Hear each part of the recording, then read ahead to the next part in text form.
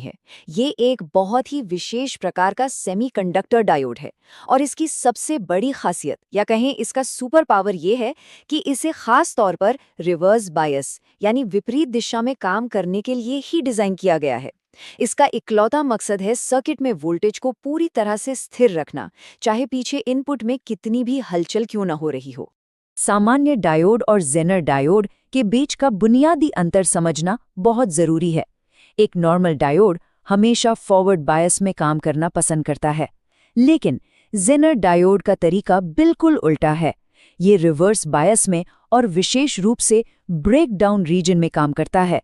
यही अनोखा बर्ताव इसे इतना खास और उपयोगी बनाता है। भाग 2, जेनर ब्रेकडाउन की घटना।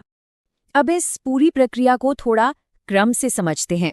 जब सर्किट में रिवर्स वोल्टेज बढ़ने लगता है और एक निश्चित सीमा तक पहुंचता है, जिसे ब्रेकडाउन वोल्टेज कहते हैं, तब डायोड के अंदर एक बहुत ही शक्तिशाली यानी हाई इलेक्ट्रिक फील्ड पैदा होता है। इस मजबूत फील्ड की वजह से इलेक्ट्रॉन अचानक से बहुत तेजी से फ्लो करने लगते हैं। लेकिन सबसे हैरानी की बात यह है कि इस भारी उथल-पुथल के बावजूद वोल्टेज बिल्कुल कांस्टेंट रहता है। और यहीं पर सबसे महत्वपूर्ण बिंदु सामने आता है। करंट बढ़ता है लेकिन वोल्टेज लगभग कांस्टेंट रहता है।